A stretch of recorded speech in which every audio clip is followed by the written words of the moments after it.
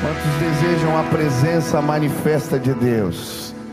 Ergam suas mãos para o céu e comece a invocar, a clamar: Deus, me visita hoje.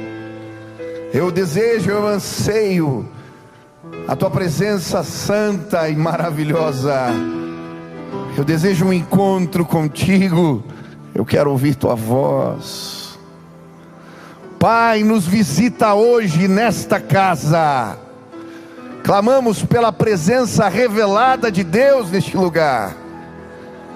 Que o Senhor nos encontre aptos, prontos para revelar mais da tua glória, mais do teu poder, mais da tua majestade. Ansiamos por ti, Deus. Vem e fala, vem e se revela hoje, em nome de Jesus. Amém, amém. Você pode aplaudir ao Senhor. Amém. Aleluia. Cumprimenta quem está perto, diga: que bom que você veio, que Deus te visite hoje. Você é uma bênção, Deus vai falar contigo hoje, eu creio. Tempo bom estarmos juntos na casa do Senhor. Pode sentar. Eu estou feliz. Semana passada não estive no culto porque me tornei um legendário. Tem vários legendários. Eu ia vir com a laranja aqui hoje. Quase morri, mas cheguei lá. Foi um desafio pesado, mas Deus falou muito comigo. E foi um tempo de visitação de Deus. Deus tem feito algo lindo entre os homens aqui. E o fato é que quando a gente se coloca de fato diante do Senhor, querendo encontrá-lo, nós o encontramos. Amém? Também fiquei feliz. Quem veio ontem aqui no Celebre, estava cheio. Todos os estados representados na nossa feirinha ali, tinha comida gostosa. E a gente começou a celebrar os 109 anos da nossa igreja. Você que veio foi abençoado, tenho certeza disso. Estou animado com essa semana. Estamos na campanha 3 horas da manhã com o Paulinho todo dia essa semana. E fechamos com a vigília. E eu quero convocar você. Se eu não participou ainda de uma vigília, venha. Eu creio que Deus vai se revelar a nós de uma maneira especial nessa madrugada de sexta para sábado. Você crê nisso? Venha e traga as tuas causas impossíveis. O nosso Deus é Deus de milagres, amém? Deus tem feito maravilhas entre nós. E hoje eu quero continuar estudando sobre a presença de Deus. Hoje eu quero falar sobre presença manifesta de Deus. Êxodo 33, versículo 1 a 3 diz: Disse o Senhor a Moisés: Vai, sobe daqui, tu e o povo que tiraste da terra do Egito, para a terra a respeito da qual jurei a Abraão, a Isaque e a Jacó, dizendo: A tua descendência a darei. Enviarei o anjo adiante de ti, lançarei fora os cananeus, os amorreus, os heteus, os ferezeus, os heveus, os jebuseus. Sobe para uma terra que mana leite e mel. Eu não subirei no meio de ti, porque és povo de dura cerviz, para que te não consuma eu no caminho. Hoje eu quero falar sobre a presença manifesta de Deus. Esse texto que acabamos de ler vai dizer que Deus estava na iminência de ir embora. O próprio Deus vai dizer ao seu povo: eu não subirei no meio de vocês. A coluna de fogo ia apagar, a nuvem ia desaparecer, a Shekinah, a nuvem de glória, ia embora. E essas palavras me intrigaram. Nós podemos perder a presença de Deus, a presença manifesta de Deus. Ela pode ir embora dos nossos cultos, ela pode ir embora das nossas casas, ela pode ir embora das nossas reuniões solenes, até mesmo das nossas reuniões de oração. Mas como isso acontece? A Bíblia vai dizer que é impossível fugir da presença de Deus. Salmos 139. Versículo 7, para onde me irei do teu espírito? Para onde fugirei da tua face? Se eu subir aos altos céus, lá estás. Se eu colocar a minha cama no profundo abismo, na versão antiga diz no Sheol, lá também tu estás. De fato, é impossível fugirmos da presença de Deus. De uma forma ou de outra, vamos encontrar a face do nosso Criador. Podemos encontrar a face do Pai de amor, enquanto fazemos uma escalada para o alto, ou a face do Deus terrível, Senhor dos exércitos, enquanto tentamos colocar a nossa cama no inferno, no Sheol.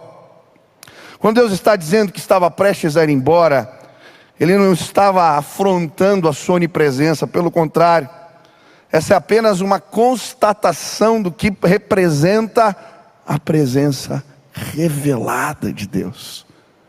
Ele pode revelar ou não, e de diferentes formas. A história de Elias nos mostra isso. Quando ele está escondido na caverna e Deus vai o visitar, o Senhor lhe diz: saia, fique no monte, na presença do Senhor, pois o Senhor vai passar. E aí a Bíblia diz que vem um vento muito forte, mas Deus não estava no vento. Vem um terremoto, mas Deus não estava no terremoto. Vem fogo, e Deus não estava no fogo. E então vem aquele barulho do assobio suave do vento.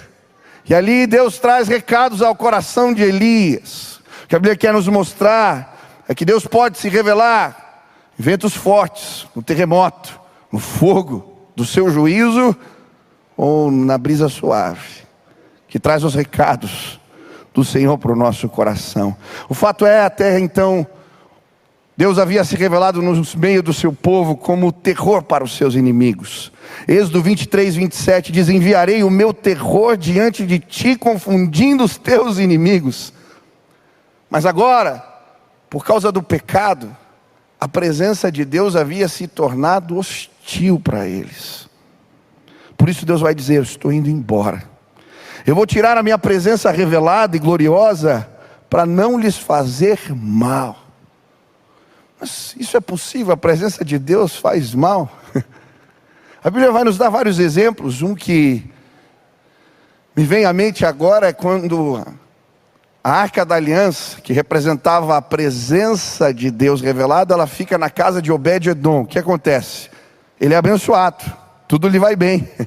Mas quando ela vai para o templo de Dagon, o que a presença traz? Tumores, confusão.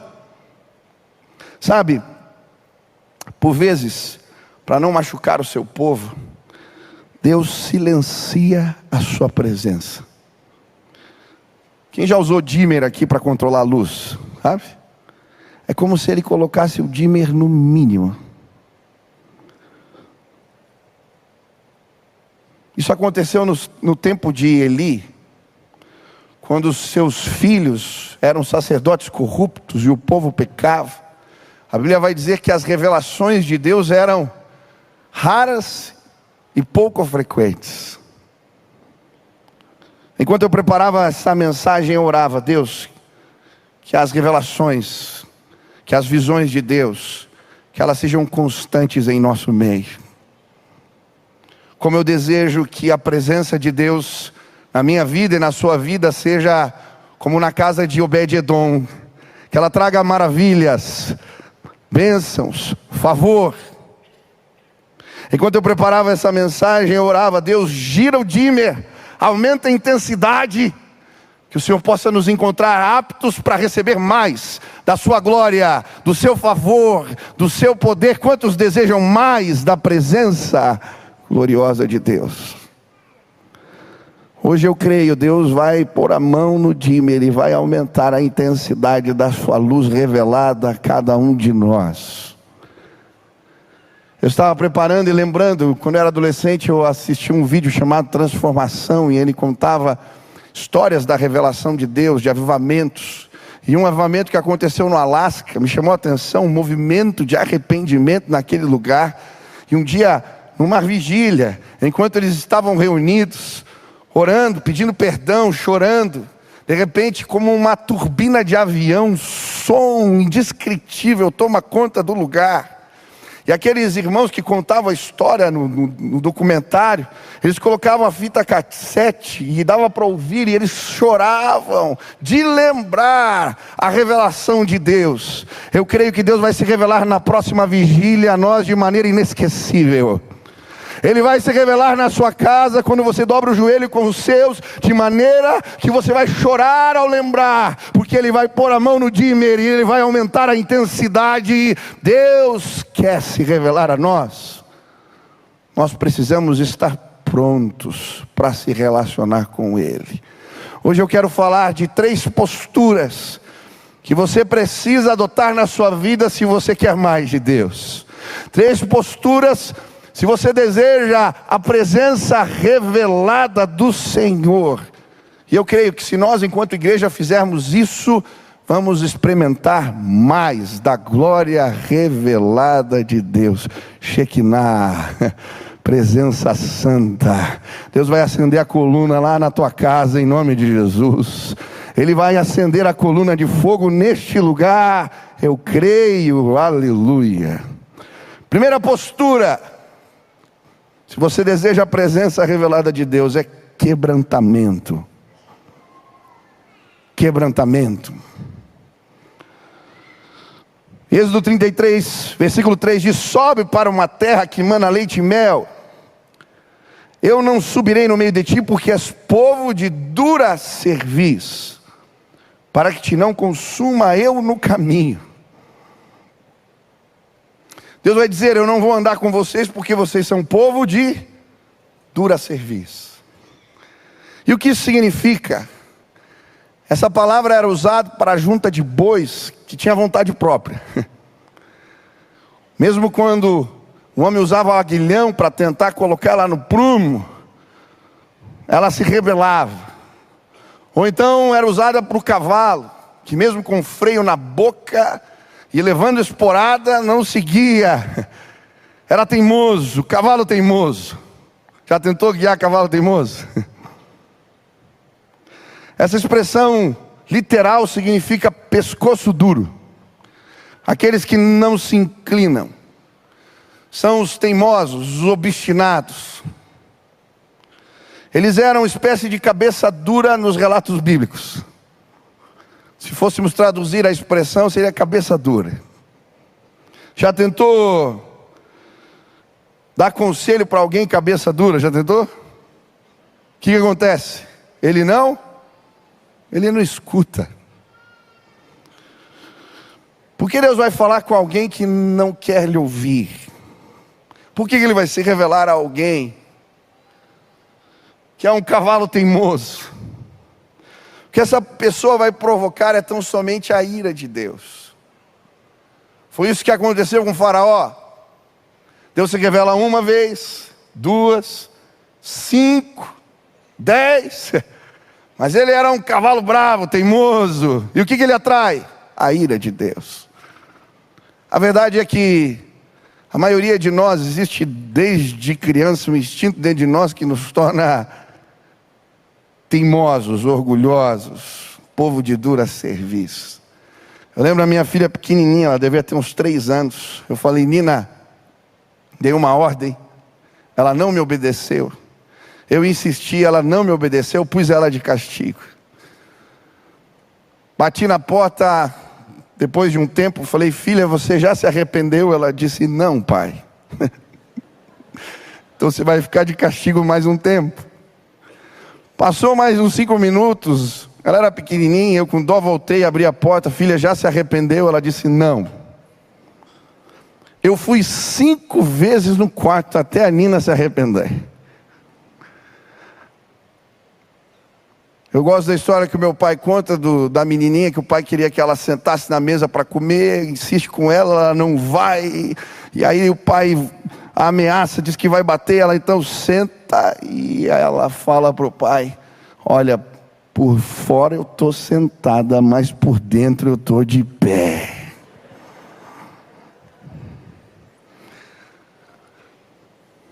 Sabe, muitas vezes perdemos de receber de Deus, mas porque de verdade não queremos ouvir o que Ele tem para nós.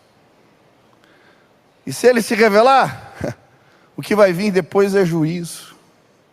Porque o nosso coração não está quebrantado.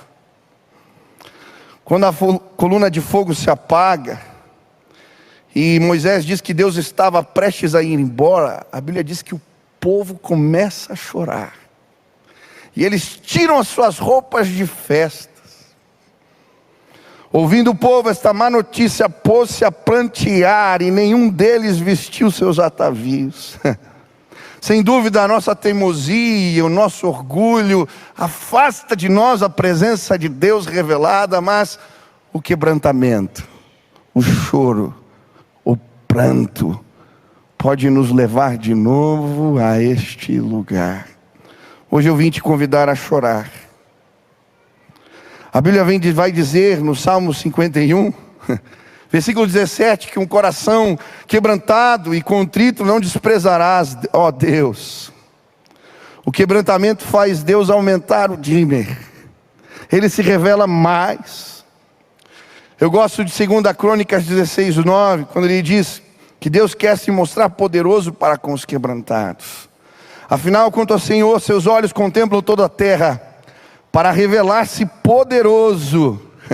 Ele vai se revelar assim para você, em nome de Jesus. Para revelar-se poderoso para aqueles cujo coração é totalmente deles. Aqueles que querem ouvir, que querem obedecer, Ele se revela poderoso.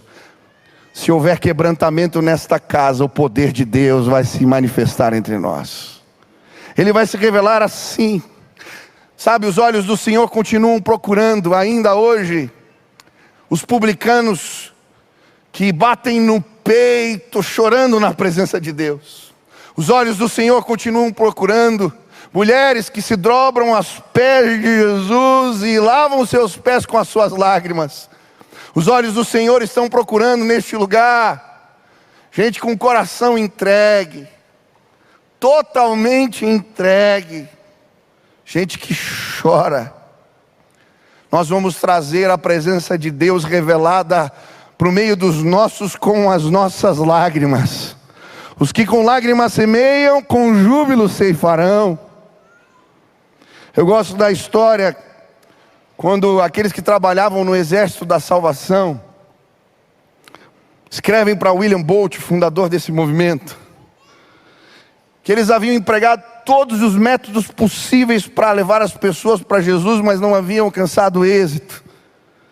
E então aquele homem responde com uma carta, dizendo: experimentem chorar.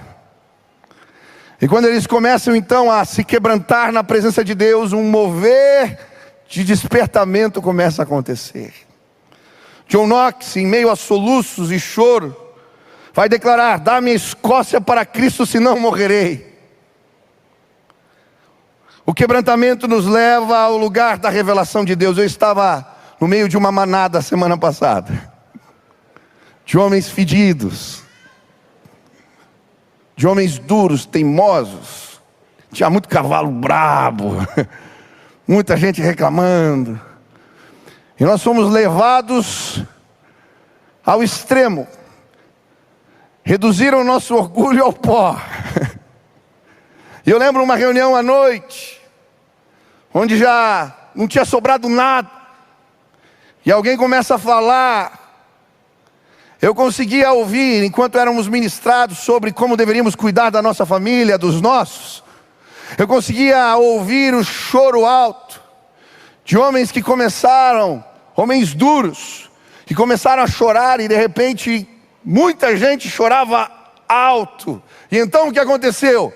A presença manifesta de Deus chegou entre nós. Eu quero te convidar a chorar. Eu quero te convidar a reduzir o teu orgulho a nada, a se colocar na presença de Deus da maneira correta. Quando deixamos Ele nos dirigir e nos entregamos à sua vontade, Ele se revela poderosamente a nós. Quantos querem mais da presença de Deus? Quantos desejam mais? Experimente chorar, experimente se quebrantar, experimente colocar-se de joelhos, porque é dessa forma que o encontramos. Ele é Deus Todo-Poderoso, Deus de majestade e poder. Não há outro como Ele. Segunda lição: quantos querem mais da presença de Deus? Quebrantamento. Segunda forma, para nos encontrarmos aptos: honra. Honra. O nosso Deus é digno de... Diga para quem está perto: o teu Deus é digno de honra. Honra. Então disseram: são estes, ó Israel, os teus deuses que te tiraram da terra do Egito.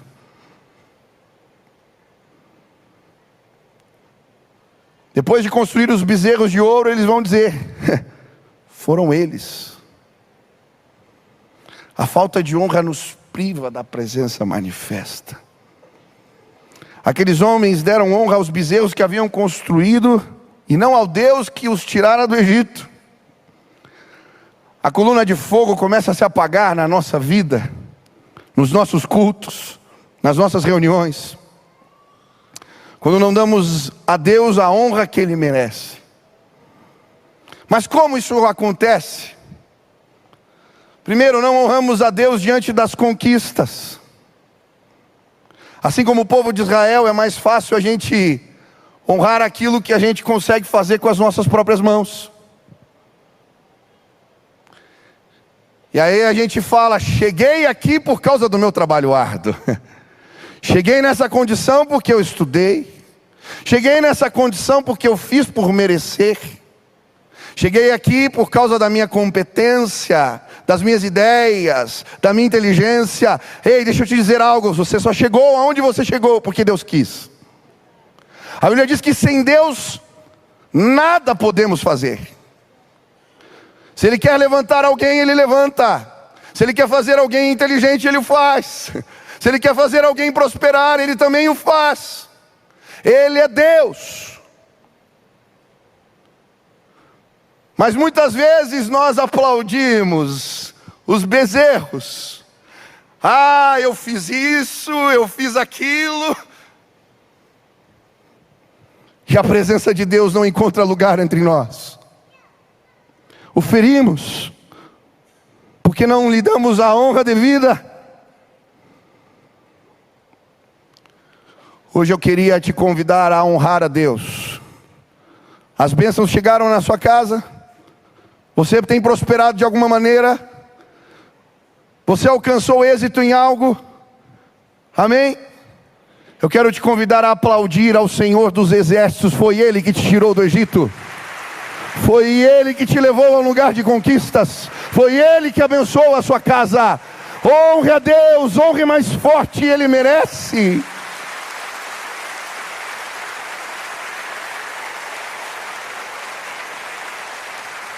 Não honramos a Deus porque não entregamos o melhor nos nossos cultos. Eles estavam descendo a montanha, e Josué vai dizer para Moisés: há alarido de guerra no meio do povo. Eles estavam se entregando de tal maneira ao carnaval que haviam feito, as suas festas, que o barulho se confundia ao barulho de uma guerra. Há alarido de guerra, barulho de guerra. Às vezes nos entregamos para as festas que realizamos de tal maneira que não se compara aquilo que entregamos para Deus. Esses dias um líder aqui da igreja, sua filha, junto com alguns amigos, lhe levaram no show. E ele falou: pastor, não tinha nada demais, mas eu vi alguns meninos se entregando para aquilo, e eu vejo eles no culto, não é a mesma coisa, aquilo me incomodou. Nós nos entregamos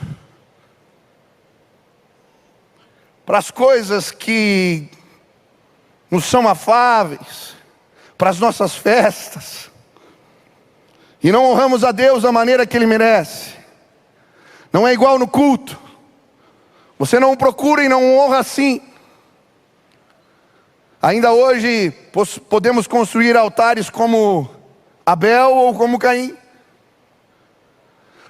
Alguns agradaram a Deus, outros não. Precisamos entregar a Deus o melhor que temos, o melhor, a nossa expressão de devoção, o melhor.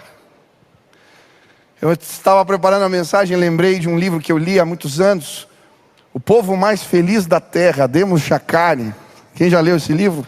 Quem era da Donep já deve ter lido. A história do fundador da Donep, ele conta, seu avô, um homem armênio, vivia numa tribo Caracala, e um dia eles recebem a visita de russos ortodoxos, que eram homens carismáticos, e eles faziam uma reunião de oração, e o seu avô vai preparar comida. Ele tinha um rebanho, e ele pega um novilho, e prepara o alimento, só que na hora que ele vai preparar ali, pega o novilho, ele vê que os olhos do novilho estão esbranquiçados. E na hora ele lembra do texto bíblico. Aquele homem era um pouco cético, mas conhecia a Bíblia. Não podia entregar ao Senhor a cria com defeito, mas a melhor, mas ele mesmo assim prepara o animal. Pega a cabeça do novilho, esconde num saco, põe debaixo de uma montanha de trigo. Chegam os russos para a reunião, e eles tinham o costume, antes de orar pelo alimento, o líder ficava em silêncio, até que a presença manifesta de Deus viesse. E então eles começavam a pular e dar risada, e aí ele abençoava o alimento. E aquele russo com a barba grande, fica com a mão levantada, e não dá o sinal, começa a demorar. Ele não abençoa o alimento. E de repente aquele homem sai, e vai no celeiro, pega o saco com a cabeça do novilho e joga no pé do avô do Demos Chacari. E ele diz: o que você fez? E aí ele começa a ministrar: você não acredita na presença revelada de Deus. Ele fala ainda hoje, aquele homem tem uma experiência de salva, de conversão, de transformação, porque ele entende, Deus merece o melhor. Hoje eu vim entregar o melhor que eu posso para Deus. Você veio fazer o mesmo? Honre a Deus com o seu culto, a maneira como você se apresenta, a maneira como você prepara a sua família para ir à igreja, a maneira como você faz. Ele é digno de honra. Traga o melhor dos seus frutos. Honre a Deus com os seus dízimos, honre a Deus com aquilo que Ele pede. E a palavra vai dizer, eu creio, Deus vai se mostrar poderoso para nós. Não honramos a nossa família, até isso nos afasta de Deus. 1 Pedro 3,7 diz: de mesmo modo, vocês maridos sejam sábios no convívio com as suas mulheres, tratem-nas com honra, como parte mais frágil, cordeiras do dom da graça da vida, de forma que não sejam interrompidas as suas orações. Quando não honramos a nossa família, a esposa, os filhos, quando não há honra na nossa casa, a coluna começa a apagar. Em nome de Jesus, você vai honrar sua esposa, você vai honrar seu marido, você vai honrar seus filhos, porque no lugar onde existe honra, a presença de Deus é revelada. Restaure a honra na sua casa, em nome de Jesus. Casa que tem gritaria, um tratando mal, palavrão, xingando, falando, como é que Deus vai se manifestar nesse lugar? Quando ensinamos honra dentro de casa, os nossos filhos aprendem honra, eles aprendem a se relacionar com Deus que merece honra, e a glória de Deus não cessa entre nós. Quem quer mais da presença de Deus? Se quebrante, aprenda a honrar. Terceira postura, e vou terminar com ela. Se você quer mais da presença, mais da glória revelada, precisa haver no seu coração um desejo ardente por Deus. Êxodo 33, 18. Então ele disse: rogo-te que me mostres a tua glória. Rogo-te que me mostres a tua glória. O que me chama a atenção em Moisés era a maneira como ele buscava a presença de Deus. Ele não se contentou em construir uma barraca e chamá-la tenda do encontro. Ele não se contentou quando a nuvem de glória desceu na porta da sua tenda. Ele não se contentou quando Deus disse para ele: tá bom, eu vou continuar andando no meio de vocês. Depois de tudo isso, ele vai pedir: peço-te que me mostres a tua glória. Ele queria mais. Ele desejava mais. Sabe, se queremos a presença manifesta de Deus nas nossas reuniões, nos nossos encontros, precisamos desejar isso ardentemente. Várias coisas marcaram a minha vida nesse último final de semana, mas uma especial foi um irmão chamado Sérgio. Eles nos organizam nesse evento em tribos. Eu não posso falar muita coisa, mas tinha um senhor na minha tribo. Ele era o mais velho. Ele tinha quase 60 anos.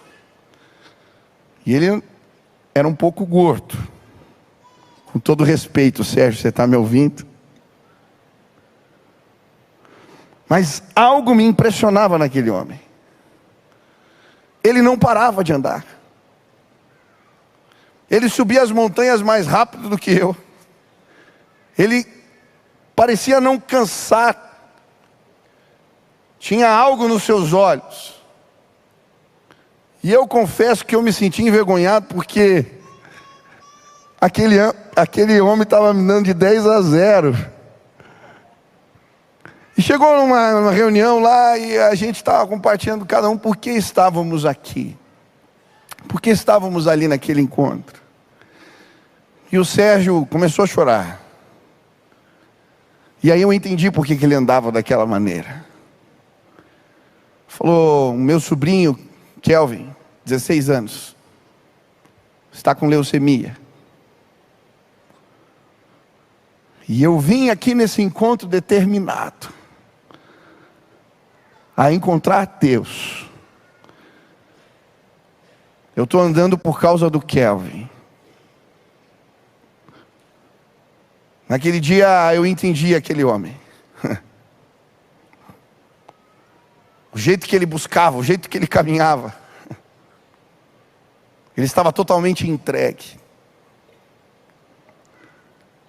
Sabe, a presença de Deus se revela quando o procuramos dessa forma. Quando andamos na direção de Deus em favor dos nossos, com um ímpeto e com uma disposição que toma todo o nosso coração. A presença de Deus se revela a nós de forma concreta e palpável. Quando buscamos a sua presença como Eliseu, que sabia que sem a unção não podia dar continuidade ao trabalho. Ou como os discípulos, depois que Jesus foi assunto aos céus, eles perseveravam em oração. Você vai encontrar Pedro sempre orando. Era no terraço da casa de Simão, ou indo para o templo na hora de oração, ou junto com os discípulos no cenáculo. Eles não paravam de buscar a presença, porque sabiam que precisavam dela. A minha oração hoje é que o seu coração seja tomado por um desejo de procurar a Deus dessa maneira. É isso que vai transformar a sua casa. É isso que vai mudar a tua história. Se a presença de Deus se revelar a nós, tudo é transformado. Hoje Deus, os seus olhos estão passeando por este lugar e procurando Sérgios, procurando Eliseus, procurando homens e mulheres que desejam a sua presença ardentemente. Eu lembro quando eu o conheci e eu entendi que precisava dele, estava no começo do meu ministério e eu vinha algumas vezes de madrugada. Paulinho falou das 3 horas da manhã, eu vinha de madrugada orar na capela, orar pelos adolescentes. E quando eu terminava de orar pelos bancos, eu ia para a cabine de som e ali me fechava e tinha meu tempo com Deus. E eu não esqueço, numa dessas madrugadas, enquanto eu buscava a Deus ardentemente, na cabine de som, a coluna de fogo acendeu para mim naquele lugar. A presença de Deus era real, concreta, palpável. Foi isso que aconteceu com aquele homem, quando subiu entre as montanhas e pela flecha da rocha viu a glória de Deus. Hoje eu queria que você voltasse para casa dizendo: Deus, eu peço-te que me mostres a tua glória. Eu vou orar 3 horas da manhã, eu vou na vigília, eu te desejo ardentemente. Um lugar onde há quebrantamento, onde há honra e onde há um desejo ardente por Deus, a glória do Senhor é manifesta. Que Ele nos encontre aptos, que Ele ponha a mão no dimmer e aumente a intensidade. Eu creio, sinais, maravilhas vão acontecer neste lugar, se buscarmos a Deus desta forma. Hoje eu queria te convidar, nós vamos celebrar a ceia. Eu vou pedir para os diáconos virem aqui à frente. Mas se você quer dizer para o Senhor: eu quero te procurar desta forma, eu preciso do Senhor. Ah, Deus, eu quero mais da tua presença revelada na minha vida. Onde você está, fica de pé agora no teu lugar. Se apresente.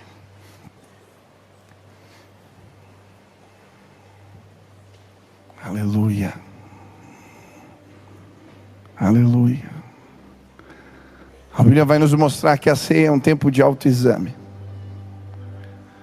A ceia é um tempo de autoexame. Vamos tomar do cálice e do pão. Pão da presença. Quero que você feche seus olhos agora e pergunte ao Senhor: Senhor, falta quebrantamento, falta honra, ou falta um desejo ardente? Eu quero te entregar tudo que o Senhor merece. Eu quero mais da tua glória, mais da tua majestade e poder. Peça para Deus te mostrar. Se tem algo que você precisa consertar com Deus, faça agora. Peça a Ele que se mostre a você em nome de Jesus. Peça perdão, se arrependa, se quebrante. Quando celebrarmos a ceia, que a presença gloriosa de Jesus se manifeste entre nós. Amém. Enquanto a música toca, você pode pegar, tomar do pão, do cálice, os elementos estão aí à frente. Queria que alguém me servisse também. Eu vou fazer a ceia e depois nós vamos cantar. Obrigado. Nós vamos orar primeiro pelo pão, lembrando de Jesus, do seu sacrifício. Mas assim como no tabernáculo, o pão da presença representava a presença de Deus no meio do seu povo. Jesus é o pão da vida. Ele pode estar presente na nossa história, na nossa casa. E nós vamos orar agora, pedindo para que essa presença se manifeste e exaltando o nome de Jesus.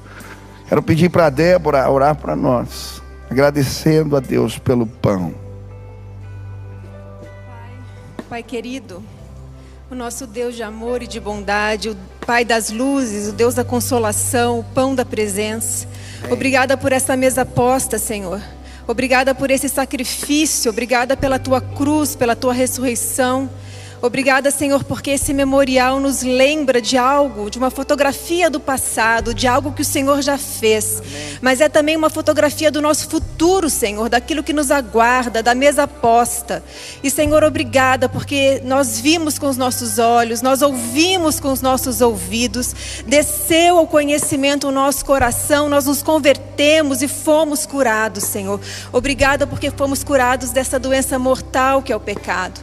Muito obrigada, Senhor, nos faltam palavras para te agradecer, tamanho amor, Pai. Nós te agradecemos, Senhor, e queremos, Pai, como Jeremias disse, Senhor, que o nosso resgatador é forte, o seu nome é Senhor Todo-Poderoso, Ele mesmo defenderá a minha causa e trará paz. É este Deus que nós cremos, aquele que nos resgatou. Obrigada, Jesus Cristo, obrigada, nosso resgatador, em nome de Jesus. Amém. Comamos do pão, celebrando a Jesus.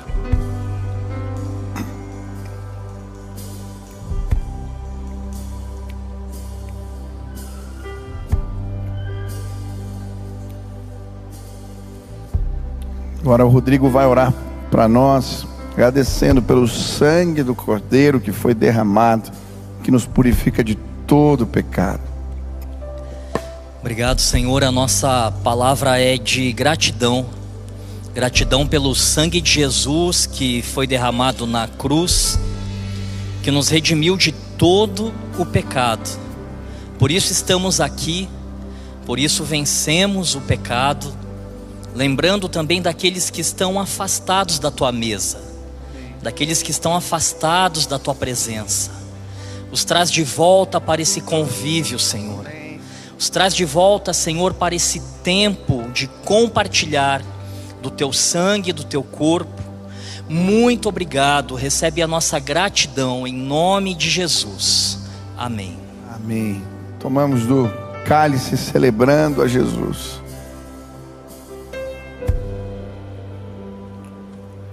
Quero convidar os pastores, os diáconos para virem até aqui à frente, os líderes da igreja. Nós vamos cantar essa última canção e se você quer tomar uma decisão por Jesus, você quer receber uma oração, você quer se tornar parte dessa igreja, nós queremos te receber, te orientar. Então enquanto nós celebramos a Deus, sai do teu lugar, nós queremos te abençoar, orar por você. Se algo dessa palavra tocou no seu coração e você quer a ajuda de alguém, então enquanto nós cantamos, procure um desses irmãos e adore a Deus junto com a gente.